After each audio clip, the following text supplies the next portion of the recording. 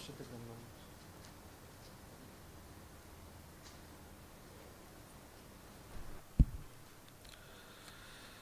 పరిశుద్ధ గ్రంథం బైబిల్లో నుంచి ఈ సాయంకాల సమయంలో మన ధ్యానం నిమిత్తమై ఎఫెసీయులకు రాసినటువంటి పత్రిక 6వ అధ్యాయము 10వ వచనం నుంచి 17వ వచనం వరకు మార్చి చదువుకుందామండి. ఎఫెసీయులకు రాసిన పత్రిక 6వ అధ్యాయము 10వ వచనం నుంచి 17వ వచనం వరకు కూడా మనమందరము మార్చి చదువుకుందాం. తుదకు ప్రభు యొక్క మహాశక్తిని బట్టి ఆయన యందు బలవంతులై ఉండిడి. మీరు అపవాది తంత్రములను ఎదిరించుటకు శక్తి గలవారగునట్లు దేవుడిచ్చే సర్వాంగ కవచమును ధరించుకొనిడి. ఎఫెసీయులకు రాసిన పత్రిక 6వ అధ్యాయం 12వ వచనాన్ని నేను చదువుతున్నాను. ఏలయనగా మనం పోరాడునది శరీరులతో కాదు కానీ ప్రధానులతోనూ అధికారులతోనూ ప్రస్తుత అంధకార సంబంధులకు లోకనాథులతోనూ ఆకాశ మండలమందున్న దురాత్మల సమూహములతోనూ పోరాడుచున్నాము. మీరు ఆపద్దినమందు వారిని ఎదిరించుటకును సమస్తమును నెరవేర్చిన వారే నిలువబట్టుకును శక్తిమంతులగునట్లు దేవుడిచ్చి సర్వాంగ కవచమును ధరించుకునడి. ఏలగనగా మీ నడుములకు సత్యమైన దట్టి కట్టుకొని నీతి అను మైమరును తొడుక్కొని 15వ వచనం పాదములకు సమాధాన సువార్త వలన సిద్ధ మనస్సును జోడు తొడుక్కొని నిలువబడి. 16వ వచనాన్ని చదువుతున్నాను. ఇవన్నీ గాక విశ్వాసమును డాలు పట్టుకునడి, దానితో మీరు దుష్టిని అగ్నిబాణములన్నిటిని ఆర్పుటకు శక్తిమంతులగుదురు. మరియు రక్షణయను శిరస్రాణమును దేవుని వాక్యమున ఆత్మ ఖడ్గమును ధరించుకునడి. ప్రభు సహాయ నిమిత్తమై ప్రార్థన చేసుకుందాం. ప్రేమగల మా తండ్రి, జీవం కలిగిన దేవానికి వందనాలు స్తోత్రాలు చెల్లిస్తూ ఉన్నాం నాయన. సాయంకాల సమయంలో మీ కృపా సింహాసనం దగ్గరకు చేరి రావడానికి మీరు మాకు అనుగ్రహిస్తూ వచ్చిన శ్రేష్టమైనటువంటి భాగ్యాన్ని బట్టి ప్రభా నీకు వందనాలు స్తోత్రాలు చెల్లిస్తూ ఉన్నాం. యవనస్తులంగా మీ యొక్క పాద సన్నిధానికి రావడానికి, మీ కృపా సింహాసనాన్ని పట్టుకోవడానికి మీరు ఇచ్చిన భాగ్యం కొరకే నీకు వందనాలు చెల్లిస్తున్నాం. ఇంతవరకు పాటల ద్వారా ప్రభా మీరు మమ్మల్ని ప్రోత్సాహపరుస్తూ వచ్చారు, అందుకే నీకు వందనాలు చెల్లిస్తున్నాం. ప్రభా మిగిలినటువంటి సమయాన్ని కూడా మాకు ఎంతో దీవెనకరమైనదిగా చేయండి. నీ వాక్యం ద్వారా ప్రభా మీరే మమ్మల్ని దర్శిస్తురమ్మని కూడా కోరుకుంటూ ఉన్నాం. మీ స్వరాన్ని వినిపింప చేయండి, గ్రహించే మనస్సు వినగలిగే చెవిని దయచేయండి. మీ ధర్మశాస్త్రమందు ఆశ్చర్యకరమైన సంగతులను ప్రభావ మేము చూడగనట్లుగా సహాయం చేయండి. మా యాత్రా జీవితంలో మేము పాపంలో పడిపోకున్నట్లుగాను, ప్రభా పాపమునకు దూరంగా జీవించగలిగినట్లుగాను, శత్రువు యొక్క కుతంత్రాల నుంచి మేము తప్పించుకొనగలిగినట్లుగాను ప్రభా మా జీవితాలకు ఏదైతే అవసరమై ఉంటా ఉందో ఆ నీ మాటలు ప్రభా మీరు మాకు అనుగ్రహిస్తురండి. నిలబడుతున్న నేను కూడా శక్తిహీనుడను, బలహీనుడను, ప్రభా నిష్ప్రయోజకుడను. ప్రభా మీరు అందిస్తే తప్ప ఏది చెప్పలేనటువంటి వాడను కనుక మరో పర్యాయం మీకు కృపగల హస్తాలకు నేను మీకు అప్పగించుకుంటున్నాను. ఈ సమయాన్ని మాకు ఎంతో ప్రశస్తకరమైనదిగా చేయండి. చేరి వచ్చిన మా ప్రియులైన వారిని బట్టి వందనాలు. ఇంకెవరైనా రావాల్సిన వారిగా ఉంటే వారిని కూడా సకాలంలో తీసుకురండి. నీ వాక్యాన్ని అందింపు చేయండి. మీ దయగల హస్తాలకు అప్పగించుకుంటూ మా సమయాన్ని ప్రశస్తకరమైనదిగా చేయమని కోరుకుంటూ యేసు ప్రభువారి శ్రేష్టమైన నామమున స్తుతించి ప్రార్థించి వేడుకుంటున్నాం మా తండ్రి, ఆమేన్.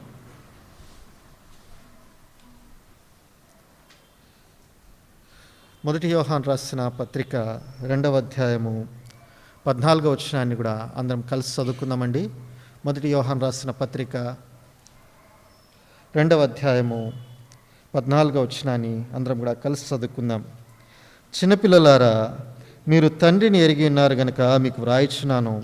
తండ్రులారా, మీరు ఆది నుండి ఉన్నవారిని ఎరిగి ఉన్నారు గనుక మీకు వ్రాయిచున్నాను.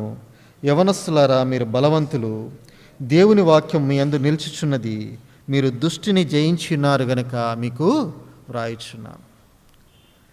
భక్తుడైనటువంటి యోహాను ఇక్కడ ఒక చక్కని మాట చెప్తా ఉన్నాడు. ప్రాముఖ్యంగా మీలాంటి యవనస్తులైనటువంటి వారందరి కొరకు ఏమని చెప్తా ఉన్నాడు చెప్పండి. యవనస్తులారా, మీరెవరంట? బలవంతులు. ఎవరు చెప్పండి? మీరు బలవంతులు. ఎవరు మీరు? బలవంతులైతే బలవంతుల నోట్లోంచి ఎలా మాటలు వస్తాయి చెప్పండి? గట్టిగా వస్తాయా, మెల్లగా వస్తాయా? మరి ఏంటి ఒక్కళ్ళు కూడా మరి బలవంతులని రాస్తుంది, ఒక్కళ్ళు కూడా గట్టిగా చెప్పడంలా మీరు బలవంతులా లేరు, నాకు బలహీనలా కనిపిస్తూ ఉన్నారు. ఇక్కడ రాయబడినటువంటి మాట ఏంటి అంటే యవనస్తులారా, మీరు బలవంతులు, దేవుని వాక్యము మీ అందు నిలచిచున్నది, మీరు దుష్టిని జయించి ఉన్నారు గనక మీకు వ్రాయిచున్నాను. కాబట్టి ఆత్మీయమైనటువంటి యాత్రా జీవితంలో శత్రువు యొక్క దాడి ఎప్పుడూ కూడా ఎవరి మీద ఉంటుందంటే, ఎవరి మీద ఉంటుంది? బలవంతులైనటువంటి వారి మీద ఉంటుంది. ఎందుకంటే శత్రువు ఏం చేయగోరుతూ ఉంటాడంటే, ఎప్పుడైతే బలవంతుడైనటువంటి ఒక వ్యక్తిని తన స్వాధీనంలోనికి తీసుకుంటాడో అప్పుడేమైపోద్ది చెప్పండి? రాజ్యము వానిదైపోతుంది. ఒక రాజ్యం ఉంది, ఆ రాజ్యంలో చాలా శ్రేష్టమైనటువంటి బలవంతులైనటువంటి వ్యక్తులు ఉంటా ఉన్నారు. ఆ బలవంతులైనటువంటి వ్యక్తుల్ని ఆ యొక్క శత్రుదేశంలో ఉన్నటువంటి రాజ్యానికి సంబంధించినటువంటి వ్యక్తులు వచ్చి వారిని వశపరుచుకున్నారనుకోండి, ఆటోమేటిక్గా ఏమైపోద్ది? ఈ యొక్క రాజ్యము వాని యొక్క ఆధీనంలోనికి వెళ్ళిపోతూ ఉంటుంది. అలానే శత్రువు కూడా తన గురి ఎవరి మీద పెట్టుకుంటూ ఉంటాడంటే, బలవంతులైనటువంటి వారి మీద పెట్టుకుంటాడు. బలహీనుల మీద వానికి అంత గురి పెట్టడు. ఎందుకంటే వారు ఎలాగో నీరసిల్లిపోయారు, వారు పనికిరారు, పని చేయలేరు, లేవలేరు, కదలలేరు. కానీ ఎవరి మీద తన గురి ఉంటుందంటే, ఎవరైతే బలిష్ఠులుగా ఉంటా ఉన్నారో వారిని ఓడించాలని, వారిని పడద్రోయాలని, వారిని అణిచివేయాలనేది దుష్టుని యొక్క పన్నాగంగా ఉంటుంది. అందుకనే వాడు ఏం చేస్తూ ఉంటాడంటే, ఈ బలవంతులైనటువంటి వారికి తెలియకుండానే వారి మీద దాడి చేస్తూ ఉంటాడు. వాడు కనబడినటువంటి శత్రువుగా ఉంటాడు.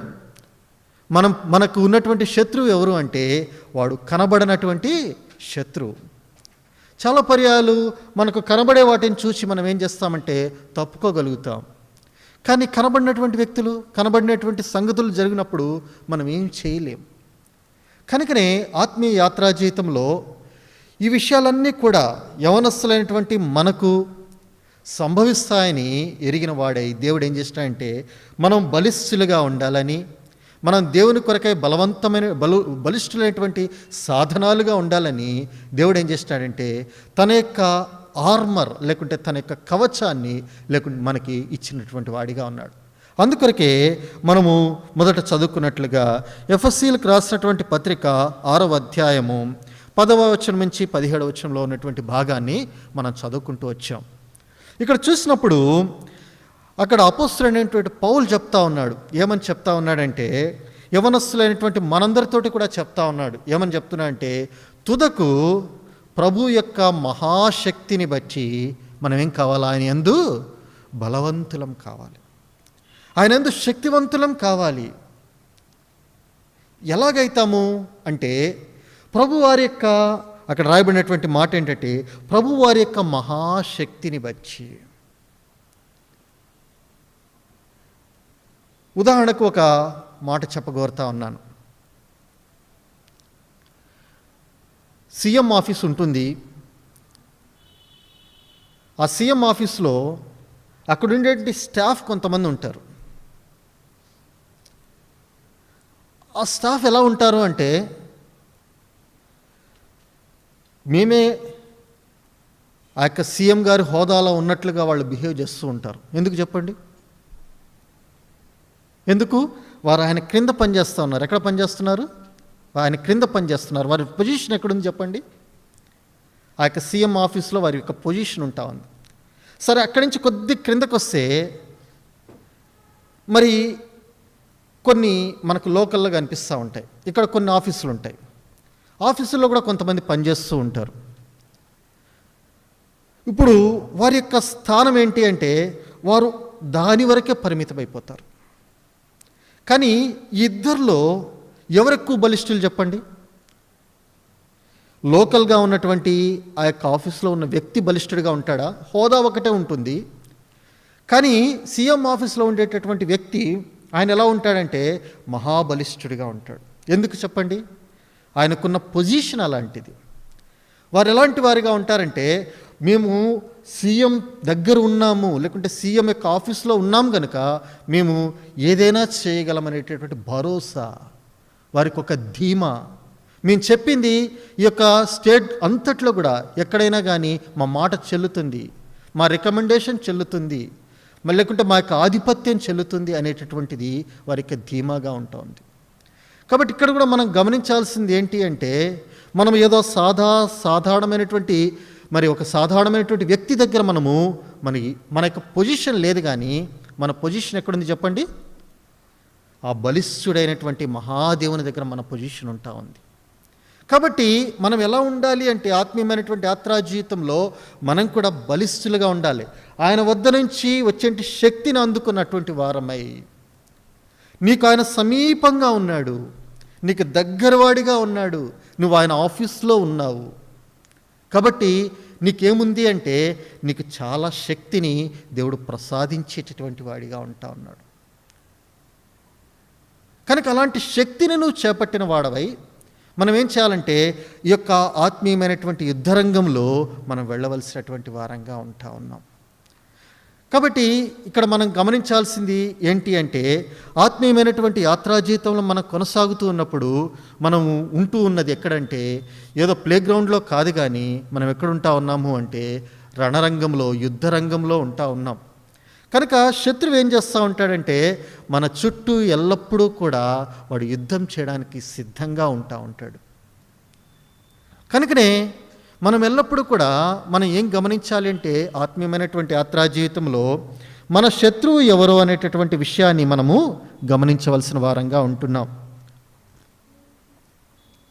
ఎందుకంటే మన శత్రువు ఎవరో మనకు తెలియలేదనుకోండి, మనం ఏమైపోతామంటే మనం ఓడిపోయేటటువంటి వారంగా ఉంటాం.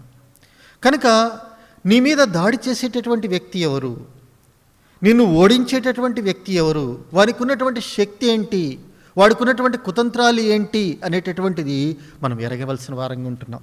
అదే ఇక్కడ రాస్తూ ఉంటా ఉన్నాడు. చూడండి, ఎఫెసీయులకు రాసిన పత్రిక 6వ అధ్యాయము 11వ వచనం నుంచి మనం చూసుకున్నప్పుడు, మీరు అపవాది తంత్రములను ఎదిరించుటకు శక్తిమంతులగునట్లు దేవుడిచ్చు సర్వాంగ కవచమును ధరించుకునడి. ఏలయనగా మనం పోరాడున్నది శరీరులతో కాదు, కానీ ప్రధానులతోనూ అధికారులతోనూ ప్రస్తుత అంధకార సంబంధులకు లోకనాథులతోనూ ఆకాశ మండలమందున్న దురాత్మ సమూహములతోనూ మనం పోరాడుతూ ఉన్నాం. కాబట్టి ఈ శత్రువు ఎక్కడ ఉంటా ఉన్నాడు అని మనం గమనిస్తే, వాడు మనలో ఉంటాడు. మొదటిగా ఎక్కడ ఉంటాడు చెప్పండి? మనలో ఉంటాడు. మనలో ఉండేటి శత్రువు ఏంటంటే, మన శరీరమే మనకు శత్రువుగా ఉంటుంది.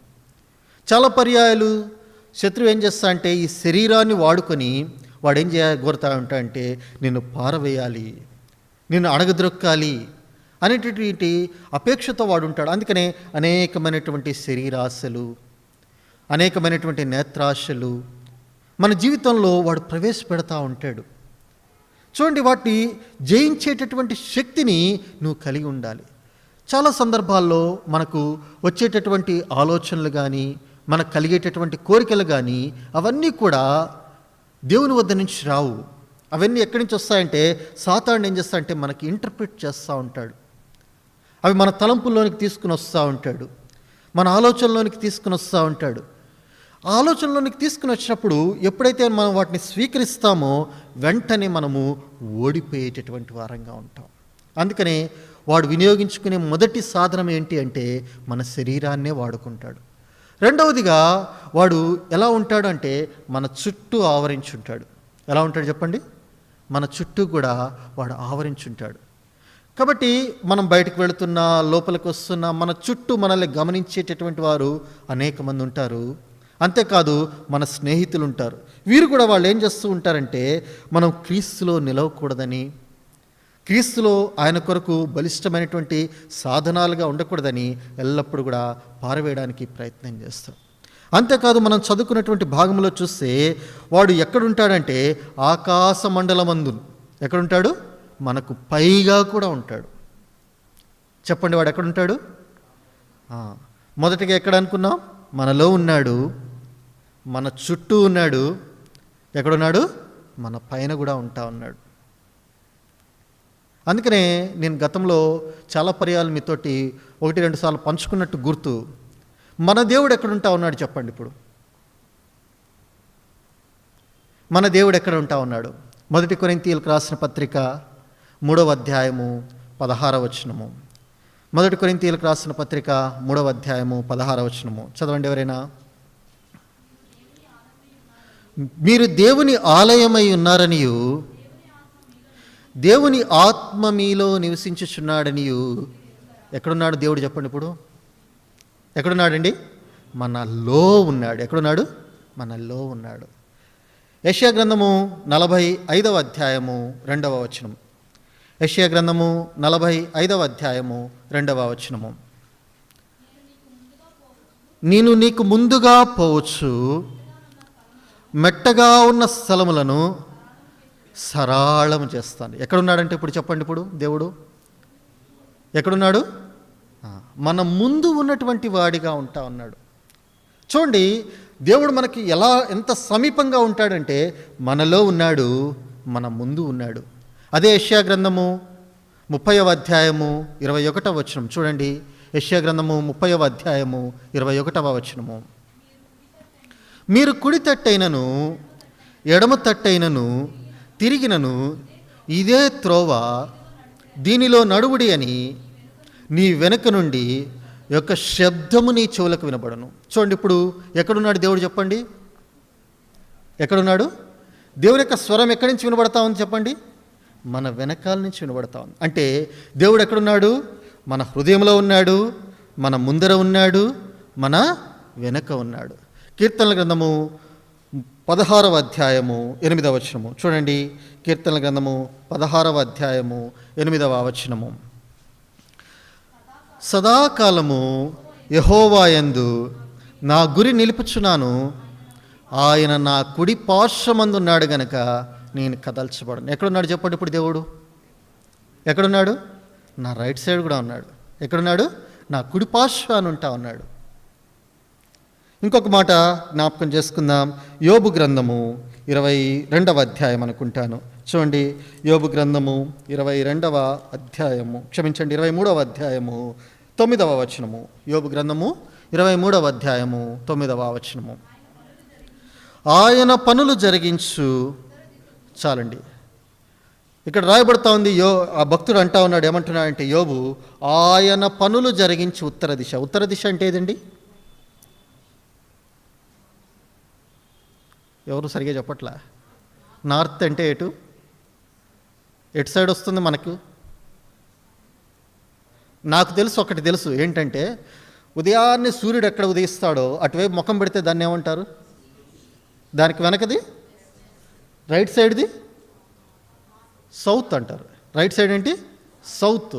లెఫ్ట్ సైడ్ అంటే ఇప్పుడు దేవుడు ఎక్కడున్నాడు అంటే నీ ఎడమ ప్రక్కన ఆయన పనులు జరిగించు ఉత్తర దిశ అంటే నార్త్ సైడ్. అంటే ఎక్కడున్నాడు దేవుడు? నీ ఎడమ ప్రక్క ఉన్నాడు. ఇక దేవుడు లేనిది ఎక్కడండి? ఆయన నీలో ఉన్నాడు, నీ ముందరున్నాడు, నీ వెనకున్నాడు, నీ కుడి ప్రక్కున్నాడు, నీ ఎడం ప్రక్కున్నాడు. ఇందాక ఒకటి చెప్పుకున్నాం, శత్రువు ఎక్కడ ఉంటాడంట? పైన ఉంటాడు. ఎక్కడ ఉంటాడు అంటే ఇప్పుడు మరి పైన ప్రొటెక్షన్ లేదా? రండి, కీర్తనల గ్రంథము 36వ అధ్యాయము. కీర్తనల గ్రంథము 36వ అధ్యాయము 7వ వచనము. కీర్తనల గ్రంథము 36వ అధ్యాయము 7వ వచనము. దేవా, నీ కృప ఎంతో అమూల్యమైనది, నరులు నీ రెక్కల నీడను ఆశ్రయించుచున్నారు. ఎక్కడున్నాడు దేవుడు? ఇప్పుడు ఎక్కడున్నాడు చెప్పండి? ఎక్కడున్నాడు చెప్పండి? నరులు ఎక్కడున్నారంట? ఆయన రెక్కల క్రింద ఉన్నారు. అంటే ఇప్పుడు దేవుడు ఎక్కడున్నాడు అంటే మన పైన. ఆయన ఏం చేస్తున్నాడంటే తన రెక్కలతో నిన్ను కప్పుతున్నటువంటి వాడిగా ఉంటున్నాడు. ఎంత దైవికమైనటువంటి ఆశీర్వాదం!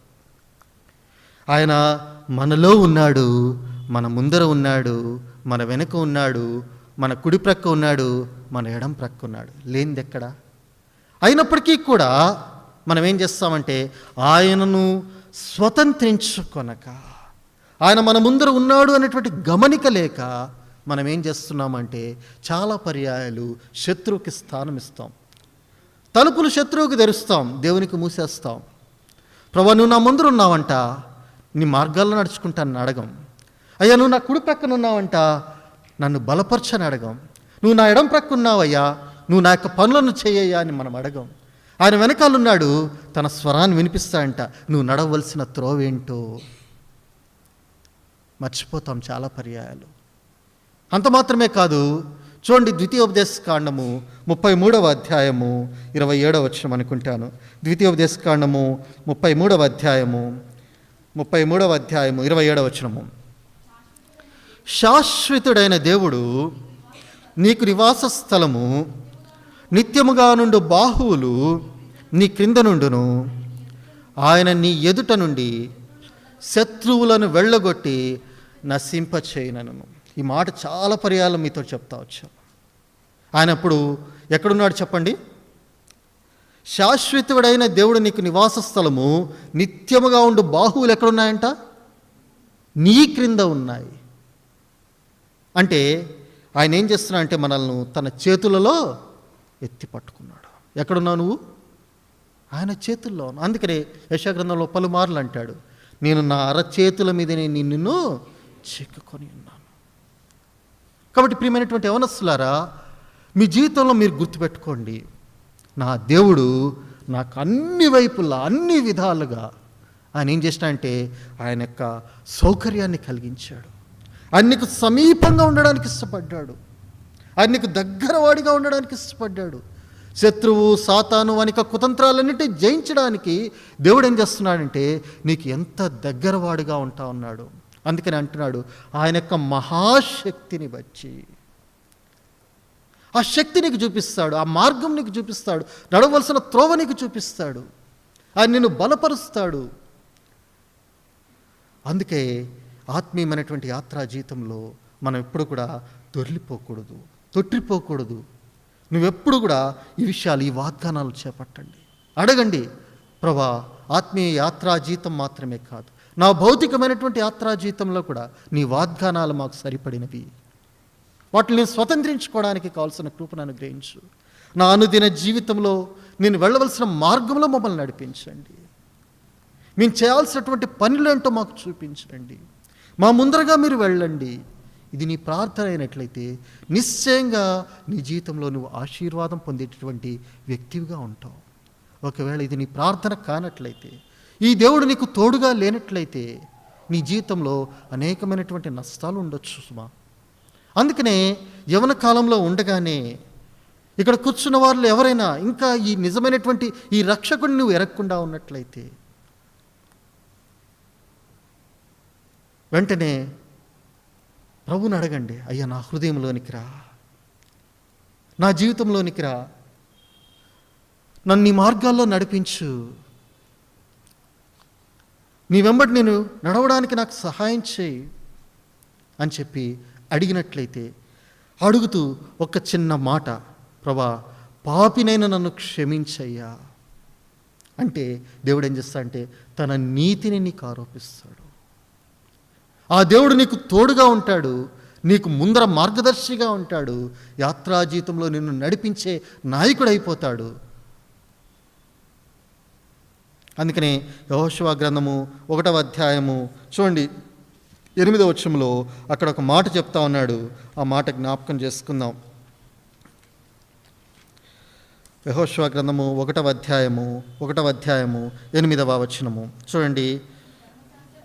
ఈ ధర్మశాస్త్ర గ్రంథమును నీవు బోధింపక తప్పిపోకూడదు, దానిలో వ్రాయబడిన వాటన్నిటి ప్రకారము చేయుటకు నీవు జాగ్రత్త పడినట్లు దివారాత్రము దాన్ని ధ్యానించిన ఎడల నీ మార్గమును వర్ధిల్ల చేసుకుని చక్కగా ప్రవర్తించు. నీ మార్గాలు వర్ధిల్లుతాయి. ఎప్పుడంటే ఈ యొక్క ధర్మశాస్త్రాన్ని ధ్యానించినప్పుడు, ఈ దేవుడు నీకు దేవుడుగా ఉన్నప్పుడు. కనుకనే నీ యొక్క జీవితంలోనికి నీవు ప్రభువుని ఆహ్వానించినట్లయితే నీ జీవితము ఎంతో ఆశీర్వాదకరమైనదిగా ఉంటుంది. కనుకనే మొదటిగా మనము ఈ యొక్క ఎఫ్ఎస్సీలకు రాసినటువంటి పత్రిక 6వ అధ్యాయము 10వ వచనం నుంచి మనం చదువుకుంటున్నప్పుడు మన శత్రువు ఎవడో మనం తెలుసుకోవాలి. ఆ శత్రువు ఎవరో తెలుసుకున్న తర్వాత మన దేవుడు ఎలాంటి వాడో తెలుసుకోవాలి. ఇందాక చెప్పాను, శత్రువు మన మీద చేసేంటి దాడి అంటే చెప్పాను, దేవుడు మనకు సహాయకుడిగా మన చుట్టూ ఎలా ఆవరించి ఉంటాడో చెప్తా ఉన్నాను. కనుక అంతటితోటి ఆగిపోలేదు, కానీ మనం ఏం చేయాలి అంటే, దేవుడు ఈ యొక్క శత్రువుని జయించడానికి మన జీవితంలో ఆయన అనుగ్రహించేటువంటి సదుపాయాలు కొన్ని ఉంటా ఉన్నాయి. అదే ఏంటంటే ఈ యొక్క మరి సర్వాంగ కవచమని మనకు వ్రాయబడతా ఉంది. చూడండి, ఈ యొక్క 6వ అధ్యాయం 14వ వచనం నుంచి కొన్ని మాటలు వ్రాయబడుతూ వచ్చాయి. ఈ కవచాన్ని మనం ఏం చేయాలంటే మనం ధరించాలా. ప్రభు నీ కొరకు ఇచ్చేటువంటి ఒక సాధనాలు ఇవి. ఈ సాధనాలు నువ్వు ఎల్లప్పుడూ కూడా ధరించాలి. ఇది ధరించినప్పుడు నువ్వేం చేస్తావంటే ఆటోమేటిక్గా ఆ శత్రువుని పరిపూర్ణంగా జయించగలుగుతావు. ఇవన్నీ ఏంటంటే మరి కొన్నేమో మరి యుద్ధం చేయడానికి ఉపయోగించేవి, కొన్నేమో నిన్ను నీవు భద్రపరచుకోవడానికి వినియోగించేవి. మీరు చెప్పండి, ఇప్పుడు ఈ యొక్క సర్వాంగ కవచంలో ఎన్ని భాగాలు ఉన్నాయి? ఎవరైనా చెప్పొచ్చు, చెప్పండి. మొదట ఆర్డర్లో చదువుకుంటూ వద్దాం. 14వ వచనం నుంచి చూడండి. ఏలయనగా మీ నడుముకు సత్యమనే దట్టి, రెండవదిగా మీ నీతియను మైమరువు తొడుక్కొని, పాదములకు సమాధాన సువార్త వలనైన సిద్ధ మనస్సును జోడు తొడుక్కొని నిలువబడ్డి, ఇవన్నీగాక విశ్వాసమును డాలు పట్టుకునుడి, దానితో దుష్టుని అగ్నిబాణములన్నిటి ఆర్పుటకు శక్తివంతులగుదురు, మరియు రక్షణ అను శిరస్రాణమును, దేవుని వాక్యమును, ఆత్మ ఖడ్గమును. ఇక్కడ చూసినట్లయితే మనకు 6 కనిపిస్తూ ఉంటాయి. చూడండి, ఒకటేంటంటే సత్యం అనే దట్టి, నీతి అనే మైమరువు, తర్వాత ఇంకేంటి సమాధానం అనేటువంటి సువార్త అనేటటువంటి జోడు, తర్వాత విశ్వాసం అనే డాలు, తర్వాత రక్షణ అనే శిరస్రాణము, దేవుని వాక్యమనే ఖడ్గం. ఈ 6 5 ఏంటంటే నిన్ను నీవు భద్రపరచుకోవడానికి, ఒకటేంటంటే శత్రువు మీద దాడి చేయడానికి. ఈ 5 రకాలైనటువంటి ఆయుధాలను లేకుంటే ఆ యొక్క మరి ఆ కవచాలను, షీల్డ్స్ను దేవుడికి ఇచ్చాడు నిన్ను నువ్వు భద్రపరచుకోవడానికి. వీటి వల్ల ఏమవుతుందంటే శత్రువు వేసేటటువంటి బాణాలన్నింటినీ కూడా మనం తప్పించుకోగలుగుతాం. బైబిల్ గ్రంథంలో ఒక వ్యక్తి ఉంటా ఉన్నాడు. ఆ వ్యక్తి ఒకానొక సందర్భంలో యుద్ధ భూమిలోనికి వెళ్ళడానికి సిద్ధమైతే ఆయన కంటే పైన ఉన్నటువంటి ఒక అధిపతి ఏం చేసినాడంటే, అరే నువ్వు యుద్ధంలోకి వెళతా ఉన్నావు, యుద్ధంలోకి వెళ్ళేటప్పుడు ఇట్లానే వెళ్ళేది, ఇలా వెళ్ళకూడదు, నువ్వేం చేయాలా, నువ్వు మరి పైన శిరస్రాణం పెట్టుకోవాలా, చేతిలో ఖడ్గం పట్టుకోవాలా, కవచం ధరించుకోవాలా, డాలు వేసుకోవాలా, ఇవన్నీ వేసుకోకుండా నువ్వు యుద్ధానికి ఎలా పోతావు, ఆగాగని చెప్పి ఏం చేసినా అంటే దగ్గరికి పిలిచి వానికి అన్నీ ధరింపజేసి వాడిని యుద్ధభూమికి వెళ్ళిరా అన్నాడు. చెప్పిన ఆయన ఎవరు? వేసుకున్న ఆయన ఎవరు? దావీదు. కాబట్టి ఈ సౌలు చెప్పాడు, అరే ఇలా వెళ్ళకూడదు, ఇలా వెళ్ళాలి. దావీదు అన్నాడు, అన్నీ ధరించుకున్న తర్వాత, అబ్బబ్బే దీంతో నేను యుద్ధం చేయలేను. అంటే మానవ సంబంధమైనటువంటి కవచాలు ఏవి కూడా నీ ఆత్మీయమైనటువంటి జీవితానికి ఉపయుక్తం కాదు. ఎందుకంటే ఆ కవచాలు వేసుకోగానే దావీదుకి అర్థమైపోయింది, నేను వీటిని ధరించుకొని నేను యుద్ధ భూమిలోనికి వెళ్ళానా, నేనేమైపోతాను, ఓడిపోయేటటువంటి వాడను. కనుక నేనేం చేయాలి అంటే ఇవి కాదు నేను ధరించుకోవాల్సింది, నాకు ఆత్మీయమైనటువంటి కవచాలు ఉంటా ఉన్నాయి, అవి ధరించుకోవాలనుకుంటా వచ్చాడు. మన యొక్క ఆత్మీయమైనటువంటి యాత్రా జీవితంలో కూడా మనం కూడా గమనించాల్సింది ఏంటంటే శారీరక సంబంధమైనటువంటివి నిన్ను ఏది కూడా నిన్ను రక్షింపచాలదు. కానీ ఆత్మీయమైనటువంటి యాత్రా జీవితంలో ఆత్మ సంబంధమైనటువంటి కొన్ని కవచాలను దేవుడు ఏం చేసినాడంటే ఈ వాక్యంలో నేను భద్రపరిచాడు. అవే నిన్ను దుష్టుని నుంచి, అపవాది నుంచి, సాతానిక కుతంత్రాల నుంచి, వారి యొక్క ప్రతి విధమైనటువంటి అగ్ని బాణాల నుంచి కూడా నిన్ను కాపాడగలిగేటటువంటివి. వాటినే ధరించుకోవాలని చెప్తా ఉన్నాడు. ఒకవేళ వీటిని ధరించుకోకపోతే ఏం జరుగుతుంది అంటే, రాజుల గ్రంథంలో ఒక వ్యక్తి ఉంటా ఉన్నాడు. ఆయన యుద్ధానికి వెళ్ళాడు. యుద్ధానికి వెళ్ళిన తర్వాత యుద్ధం భీకరంగా జరుగుతూ ఉంది. ఆయన రథం మీద ఉండి యుద్ధం చేస్తూ ఉన్నాడు. యుద్ధం చేస్తూ ఉంటే ఒకడెవడో గురి చూడకుండా ఏం చేశాడంటే బాణాన్ని కొట్టాడంట. ఏం చేశాడు? గురి చూడకుండా బాణాన్ని కొట్టాడు. ఆ బాణం వచ్చి ఎక్కడ తగిలిందంటే, ఎక్కడైతే వానికి ప్రొటెక్షన్ లేదో అక్కడే వచ్చి తగిలింది. ఎవరా వ్యక్తి? ఎవరా వ్యక్తి? ఆహాబు. ఎవరు? ఆహాబు అనేటటువంటి రాజు, యెజబెల్ యొక్క భర్త. ఒక దినాన్న అతడు యుద్ధానికి వెళ్ళినాడు. యుద్ధానికి వెళ్ళినప్పుడు జరిగింది ఏంటి అంటే, తాను అనుకున్నాడు నేను కవచాన్ని ధరించున్నాను కదా అనుకున్నాడు. అయితే అందులో ఒక భాగం ఏదో మిస్ అయింది. వెంటనే ఏం జరిగింది అంటే, శత్రువు గురి చూడకుండా కొట్టాడంట బాణం ఏదో. అది వచ్చి వానికి దిగింది. వాడు అక్కడే ఏమైపోయాడంటే ఆ యొక్క రథం మీద పడిపోయాడు. అక్కడే కుప్పకూలి చచ్చిపోతూ వచ్చాడు. కనుక ఆత్మీయమైనటువంటి యాత్రా జీవితంలో నువ్వు వెళుతూ ఉన్నప్పుడు దేవుడు నీకు అనుగ్రహించేటువంటి ఈ యొక్క సర్వాంగ కవచం అంతటినీ కూడా నువ్వు ధరించవలసినటువంటి వాడవుగా ఉంటున్నావు. ఒకవేళ నువ్వు కనుక దాన్ని ధరించలేకపోతే, నువ్వు ఎక్కడ ధరించలేదో అదే భాగాన్ని ఆ యొక్క శత్రువు ఏం చేస్తాడంటే గురి చూసి కొడతాడు. వాడెవడో గురి చూడకుండా ఆహాబుని కొట్టాడు. శత్రువు ఏం చేస్తాడు? నువ్వు ఎక్కడైతే ధరించలేదో, ఏ భాగంలో అయితే నువ్వు ఆ యొక్క విలువైనటువంటి ఆ యొక్క సంపత్తును నువ్వు కలిగి లేవో, ఆ యొక్క ప్రొటెక్షన్ నువ్వు కలిగి లేవో, అదే భాగాన్ని వాడు గురి చూసి కొట్టేటటువంటి వాడు.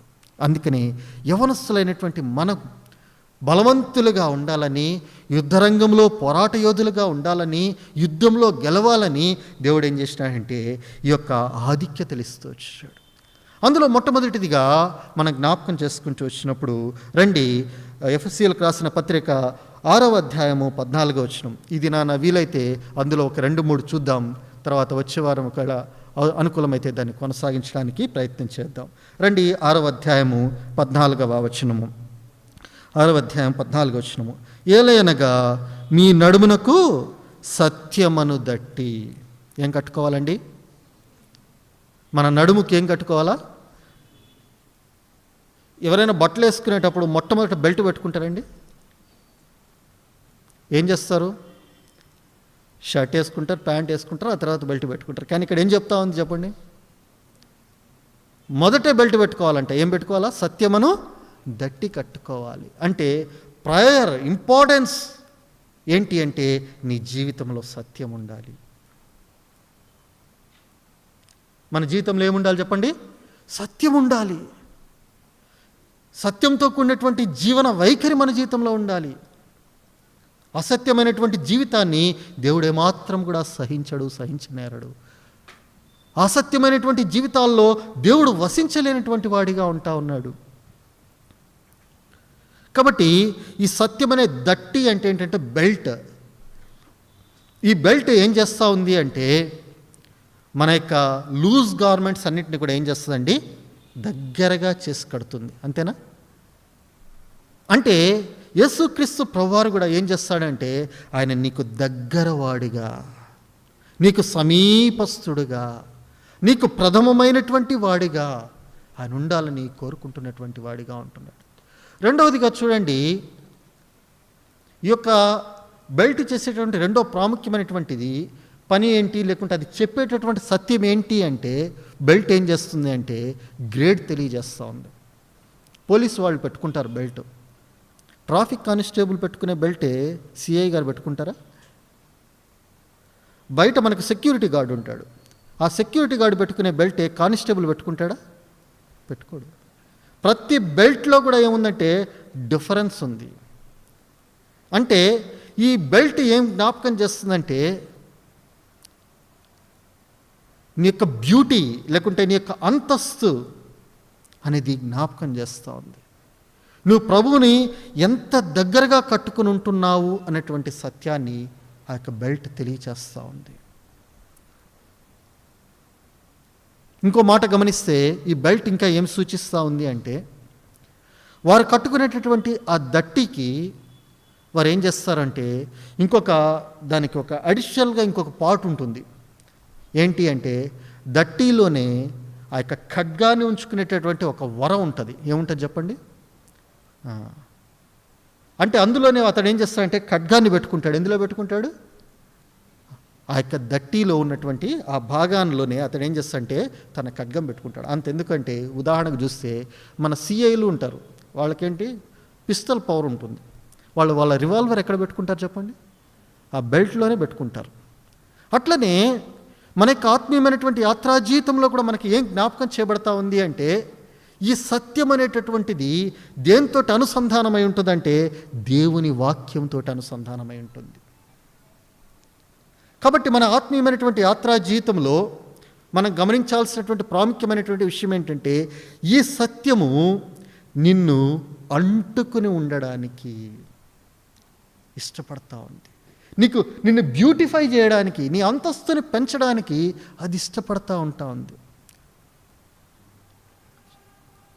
అంత మాత్రమే కాదు, అది ఏం చేస్తుందంటే, ఇదిగో ఆ సత్యం చెప్తోంది, నేను ఎల్లప్పుడూ కూడా ఈ వాక్యంతో అనుసంధానమై ఉన్నాను. అంటే నా జీవితము దేవుని వాక్యంతో అనుసంధానమై ఉన్నదా లేదా అన్నటువంటి విషయాన్ని మనం జ్ఞాపకం చేసుకోవాలి. సరే, ఇంతకీ సత్యం అంటే ఏంటి? యోహాను సువార్త 14వ అధ్యాయము 6వ వచనం చదవండి ఎవరైనా. యోహాను సువార్త 14వ అధ్యాయము 6వ వచనము. యేసు, నేనే మార్గమును సత్యమును జీవమును, నా ద్వారానే తప్ప ఎవడునూ తండ్రి యొద్దకు రాడు. యేసుక్రీస్తు ప్రభువారు ఏమని చెప్తా ఉన్నారంటే, ఏమని చెప్తున్నారు? నేనే మార్గమును, నేనే సత్యమును. అంటే ఎవరు సత్యం? యేసే సత్యం. అదే యోహాను సువార్త 14వ అధ్యాయము 16వ వచనము. అదే యోహాను సువార్త 14వ అధ్యాయము 16వ వచనము. నేను తండ్రిని వేడుకొందును, మీ యొద్ద ఎల్లప్పుడూ ఉండుటకై ఆయన వేరొక ఆదరణకర్తను, అనగా సత్యస్వరూపియగ ఆత్మను మీకు అనుగ్రహించాను. ఎవరంట? సత్య స్వరూపి అయినటువంటి ఆత్మ. ఆత్మదేవుడు. సత్యం అంటే ఎవరండి? ఆత్మదేవుడు. సత్యం అంటే యేసుక్రీస్తు ప్రభువారు. సత్యం అంటే ఎవరు? ఆత్మదేవుడు. సత్యం అంటే ఎవరు అంటే యోహాను సువార్త 17:17. యోహాను సువార్త 17వ అధ్యాయము 17వ వచనము. సత్యమందు వారిని ప్రతిష్ఠ చేయము, నీ వాక్యమే ఏంటండి? సత్యం. చెప్పండి ఇప్పుడు, సత్యం అంటే ఎవరు? యేసుక్రీస్తు ప్రభువారు. సత్యం అంటే ఎవరు? ఆత్మదేవుడు. సత్యం అంటే ఎవరు? వాక్యము. అందుకని ఈ యొక్క సత్యం ఏం చేస్తూ ఉందంటే, అక్కడ చెప్తా ఉన్నాడు, ఏమని చెప్తున్నాడంటే, మీ నడుములకు సత్యమును దట్టిన కట్టుకోండి. వాక్యం చేత మీరు స్థిరపడండి. నడుము ఏంటంటే బలానికి సాదృశ్యం. మన ఆత్మీయమైనటువంటి యాత్రా జీవితంలో నిన్ను బలపరిచేది ఏంటి అంటే నడుము వంగిపోయినోడు. ఎవరికైనా నడుము నొప్పి ఉన్న వాళ్ళని చూడండి, వాళ్ళు మాటికి కూలబడిపోతూ ఉంటారు. వారికి నడుముకో బెల్ట్ పెట్టాలా, కూర్చుంటే లేవలేరు, లేస్తే కూర్చోలేరు, ఎన్నో సమస్యలు. కానీ దేవుడు అంటా ఉన్నాడు, ఏమంటున్నాడంటే సత్యమనే దట్టిని నీ నడుముకు కట్టుకో. అంటే ఆయన అంటున్నాడు, నీకు సమీపంగా ఉంటా, నిన్ను అంటుకుని ఉంటా. అంటే యేసయ్య నిన్ను అంటుకుని ఉంటా ఉన్నాడు. ఆ పరిశుద్ధాత్మ దేవుడు నిన్ను అంటుకుని ఉంటా ఉన్నాడు. దేవుని వాక్యం నిన్ను అంటుకుని ఉంటా ఉంది. కాబట్టి యాత్రా జీవితంలో ఇప్పుడు మనం అసత్యంలోనికి వెళ్ళే తావే లేదు. ఎలాంటి మోసంలో నువ్వు పడిపోవడానికి అవకాశమే లేదు. ఒకవేళ నీ ఎదుటిగుండా ఏదైనా మోసకరమైనటువంటి పరిస్థితులు వచ్చాయనుకోండి, ఇప్పుడు వెంటనే ఎక్కడికి రావాలా? సత్యం దగ్గరికి రావాలా. ఆ సత్యాన్ని అడగాల, ఓ సత్యమా, నేను వెళుతున్న మార్గం సరైందేనా? లేకపోతే నేను వెళుతున్నటువంటి మార్గం సరైందేనా? నేను మోసకరమైన మార్గంలో ఉన్నానా, సరైనటువంటి మార్గంలో ఉన్నానా అని చెప్పి నువ్వెవరిని అడగచ్చు? సత్యాన్ని అడగచ్చు. అప్పుడు సత్యం చెప్తుంది. ఆ యొక్క మార్గాన్ని ఆయన ముందర పెట్టినప్పుడు ఆ సత్యమైన మాట్లాడుతుందంటే, లేదు బిడ్డ, నువ్వు వెళుతున్న మార్గం సరైంది కాదు. ఒకవేళ సరైంది కానట్లయితే అలా చెప్తావు. లేదు, నువ్వు వెళుతున్న మార్గం సరైందే, తిననైందే, అది నాకు ఇష్టమే. ఆత్మదేవుడు చెప్తాడు. ఇందాక చెప్పుకున్నాం కదా, నీ వెనకాల నుండి ఏమి వినపడుతుంది? ఒక స్వరం వినపడుతుంది. ఆ యొక్క ఆత్మస్వరం ఏమని చెప్తా ఉంటుందంటే, ఎస్, నువ్వు వెళుతున్న మార్గం సరైంది. లేకున్నట్లయితే అదంటది, లేదు నువ్వు కుడికి తొలగిపోతా ఉన్నావు, నువ్వు ఎడమకు వెళ్ళిపోతా ఉన్నావు, తప్పుతోవలోకి వెళ్ళిపోతా ఉన్నావు. కాబట్టి నువ్వు తిన్నని మార్గంలోకి మరలారా, దాన్ని విడిచిపెట్టు. నువ్వు వెళుతున్నది, నువ్వు అనుసరిస్తుంది, నువ్వు నడుచుకుంటున్నది అది మోసకరమైంది అని చెప్పి ఆ సత్యవాక్యం నీకు చెప్తా ఉంటుంది. ఈ వాక్యంలోనికి వచ్చి చూసుకున్నప్పుడు ఈ వాక్యం నీకేంటంటే అద్దంలో పనిచేస్తుంది. సత్యం అది నీకు తెలియజేస్తుంది ఏంటంటే నువ్వు వెళుతున్నది సరైందో కాదో, నీకెక్కడ మచ్చుందో, నీకు ఎక్కడైతే తప్పిపోతా ఉన్నావో ఆ విషయాన్ని యొక్క వాక్యం నీకు స్పష్టంగా బయలుపరిచేదిగా ఉంటాం. అందుకనే దావీదు అంటా ఉన్నాడు ఒక మాట చూడండి, 51వ కీర్తన 6వ వచనము. 51వ కీర్తన 6వ వచనము.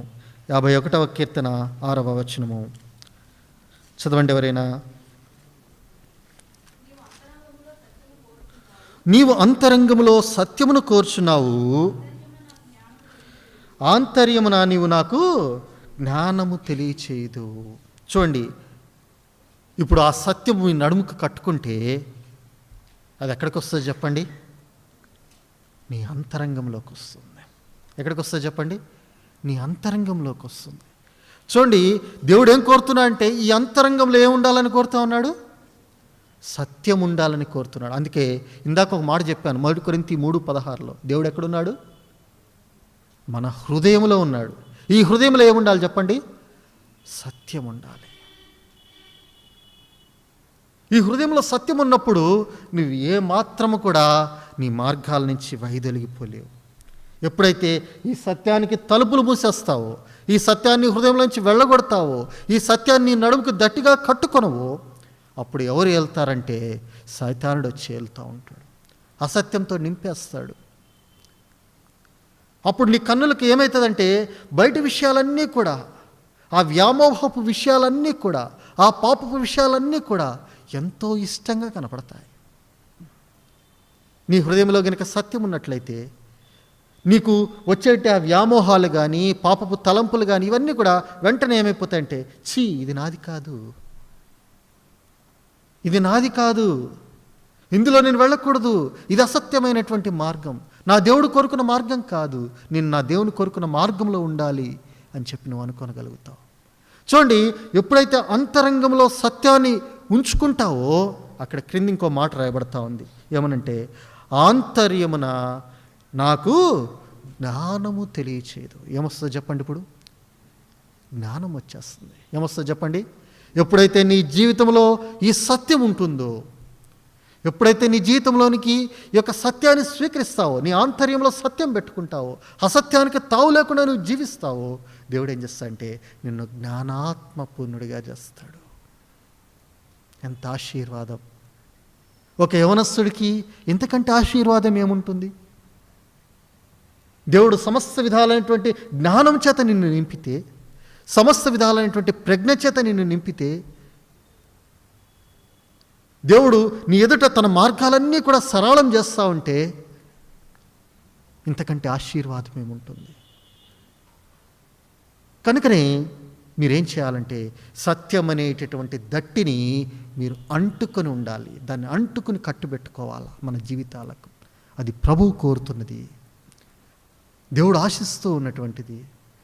కనుక అలాంటి జీవితాన్ని మనకు దేవుడు ప్రసాదించనుగాక. ఈ యొక్క సాయంకాల సమయంలో మరి ఆ యొక్క సర్వాంగ కవచంలో మొదటి భాగం ఒకటి ఏంటిది? సత్యమనే దట్టిని మనం నేర్చుకుంటూ వచ్చాం. వీలైతే మరుసటి వారం నేను కంటిన్యూ చేస్తాను, ఇప్పటికీ టైం అయిపోయింది కనుక మొదటిదిగా మనం ఏంటి? ఎవరం చెప్పండి? యవనస్తులైన మనము బలవంతులము. ఈ బలవంతుల మీదే శత్రువు యొక్క దాడి ఉంటుంది. వాడు పలు విధాలుగా మన మీద ఆ యొక్క బాణాలు వేసి మనల్ని ఏం చేయాలనుకుంటా కూలద్రోయాలని కోరుకుంటాడు. కనుక వాడిని జయించడానికి నువ్వేం చేయాలి అంటే మొదటిగా వాడెవడో ఎరగాలి, వాడు ఎక్కడున్నాడో ఎరగాలి. ఎక్కడున్నాడు? మనలో ఉంటున్నాడు. మన శరీరమే మన చుట్టూ ఆవరించి ఉంటాడు. స్నేహితుల ద్వారా, ఆ రకాలైనటువంటి మీడియా ద్వారా, ఆ రకాలైనటువంటి ఆ యొక్క చెడు సాహిత్యం ద్వారా, ఫోన్స్ ద్వారా మన చుట్టూ ఆవరించున్నాడు. అంతేకాదు వాడు మన పైన కూడా ఉంటా ఉన్నాడు. వాడు అక్కడి నుంచి ఏం చేస్తా అంటే మనల్ని ఏ రీతిగా అయితే కృంగదీయాలో ఆ రీతిగా కృంగదీయడానికి ప్రయత్నం చేస్తాడు. కనుక వాడు అలాంటి వాడు కనుకనే మనం ఎవరిని ఎరిగి ఉండాలా? మన దేవుడు ఎట్టివాడో, మన దేవుడు ఎలాగుంటా ఉన్నాడో మన చుట్టూ అని ఎరిగి ఉండాలి. ఆయన ఎలా ఉంటా ఉన్నాడు చెప్పండి? ఆయన అంతరంగంలో ఉన్నాడు, మన ముందర ఉన్నాడు, మన వెనకున్నాడు, కుడి ప్రక్క ఉన్నాడు, ఎడమ ప్రక్క ఉన్నాడు, మన పైనున్నాడు, మనల్ని ఆయన చేతుల్లో ఎత్తి పట్టుకున్నవాడిగా ఉంటా ఉన్నాడు. అంత మాత్రమే కాదు, ఆ యొక్క శత్రువు మన మీద దాడి చేస్తూ ఉంటే దేవుడు ఏం చేస్తూ ఉన్నాడంటే ఆయన మనకి సర్వాంగ కవచాన్ని ఇచ్చాడన్న సంగతి మర్చిపోవద్దు. ఈ సర్వాంగ కవచాన్ని, ఆ కవచంలో ఉన్నటువంటి 6 విషయాలను కూడా నువ్వు ధరించిన వాడుగా ఉంటేనే యుద్ధరంగంలో మరి గెలుస్తావు. ఒకవేళ నువ్వు 6 ఏ ఒక్కటి కోల్పోయినా ఏం చేస్తాడు? ఆహాబును కొట్టినట్లుగా వాడు మనల్ని కొట్టేటటువంటి వాడిగా ఉంటాడు. కనుకనే మనకి జ్ఞాపకం చేసుకోవాల్సిన మాట ఏంటి అంటే, ఆ యొక్క 6 ప్రథమమైనటువంటిది ఏంటి అంటే సత్యమనే దట్టి. దానికి ప్రాధాన్యత ఇస్తా ఉన్నాడు. దేవుడు సత్యాన్ని కోరుతున్నాడు, అంతరంగంలో సత్యాన్ని కోరుతున్నాడు. ఒకవేళ ఈ రాత్రికాల సమయంలో ఇంకా నీలో ఆ సత్యం లేకపోయినట్లయితే ఈ దినాన్నైనా ప్రభువుని అడుగు, ప్రభా నా జీవితంలో సత్యంగా నువ్వు ప్రవేశించయ్యా, నా అంతరంగంలోనికి రాయ్యా. నా జీవితం అంతా పాపము చేత, కల్మషం చేత, అశుద్ధత చేత నిండిపోయింది, సత్యానికి తావు లేదు. పాపంతో నేను నింపబడి ఉన్నాను, అసత్యంతో నేను నింపబడి ఉన్నాను, నన్ను కడుగు, నన్ను పవిత్రపరచంటే ఆ దేవుడు ఏం చేస్తాడంటే వెంటనే నీ వద్దకు వచ్చేవాడు, నీ పాపాలన్నీ క్షమిస్తాడు, నీ జీవితాన్ని ఆయన నీతిగా మార్చివేస్తాడు. ఆయన వచ్చి ఎక్కడ ఉంటాడంటే నీ హృదయంలో వసిస్తాడు. ఎక్కడ వసిస్తాడు? నీ హృదయంలో వసిస్తాడు. ఈ సత్యమనేటి దట్టిని ఆత్మీయ యాత్రా జీవితంలో మన నడుముకు బిగుతుగా కట్టుకుని ఉండాలి, దగ్గరవాడిగా ఉండాలి. అప్పుడు ఏం చేస్తాడంటే దేవుడు నీ ర్యాంకును, నీ బ్యూటీని ఆయన పెంచేటటువంటి, నీ స్థాయిని పెంచేటటువంటి వాడిగా ఉంటా ఉన్నాడు. అంతేకాదు ఆయన ఏం చేస్తాడు అంటే ఆ యొక్క అంతర్యంలో ఆయన ఏం చేస్తాడంటే నిన్ను జ్ఞానము చేత నింపుతాడు. కాబట్టి ఈ విషయాలు జ్ఞాపకం పెట్టుకుందాం. ఒకవేళ ఇంకా ఎవరైనా ప్రభువుని అంగీకరించకుండా ఉన్నట్లయితే, ఈ సత్యమైనటువంటి దేవుడిని ఇంకా ఎరగకున్నట్లయితే, ఆ దేవుడు నీకు సమస్తాన్ని ఇవ్వడానికి సిద్ధపడతా ఉన్నాడు. ఈ లోకంలో శత్రువుపై విజయాన్ని ఇవ్వాలని కోరుకుంటున్నాడు. నీ ప్రతి ఓటమిలో ఆయన జయాన్ని నీకు ప్రసాదించాలని కోరుకుంటున్నాడు. ఆ దేవుని దగ్గరికి వచ్చి, ప్రభా నాకు ఓటమి జీవితం వద్దయ్యా, నాకు జయకరమైనటువంటి జీవితం కావాలి. నువ్వు ఉంటే విక్టిమ్గా అయినా ఉంటావు, లేదంటే విక్టోరియస్ లైఫ్గా అయినా ఉంటుంది నీ జీవితం. ఎలా ఉంటుంది చెప్పండి? విక్టిమ్ అంటే ఏంటి? ఓడిపోయిన జీవితం. అలా ఉండకూడదు. దేవుడు కోరుతా ఉన్నాడు, నేను ఒక విక్టోరియస్ పర్సన్గా ఉంచాలని కోరుతున్నాడు. కనుకనే ఆ యొక్క విజయవంతమైనటువంటి జీవితం కొరకు ప్రభుని ఆశ్రయించు, ఆయన సర్వాంగ కవచాన్ని ధరించుకో. దేవుడు మిమ్మల్ని దీవించునుగాక. ప్రార్థన చేసుకుందాం.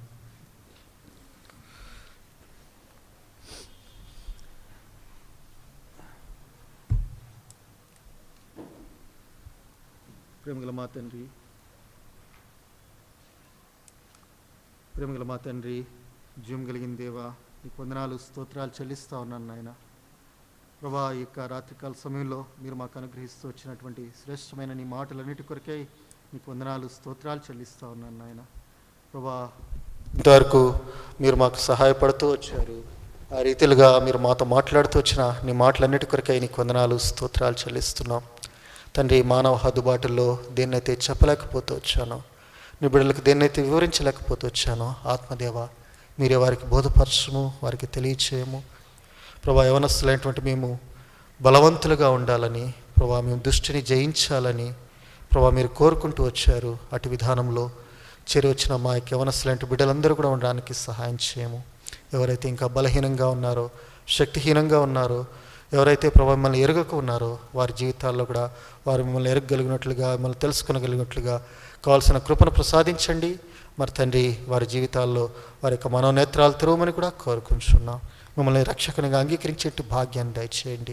ప్రభా, నువ్వు ఇచ్చేటి ఆశీర్వాదం ఎంత గొప్పదో, నువ్వు మా చుట్టూ ఎంత చక్కగా మా తండ్రి ప్రభా మమ్మల్ని భద్రపరుస్తున్నావు ఎరిగిన వారమై, శత్రుని యొక్క కోటలు పడగొట్టడానికి ప్రభా బలవంతుని చేతిలో బలమైనటువంటి సాధనాలుగా మా తండ్రి మా యొక్క యవనస్తులు ఉండడానికి ప్రభా మీరే సహాయం చేయండి. ప్రభా మీరే కృప చూపించండి.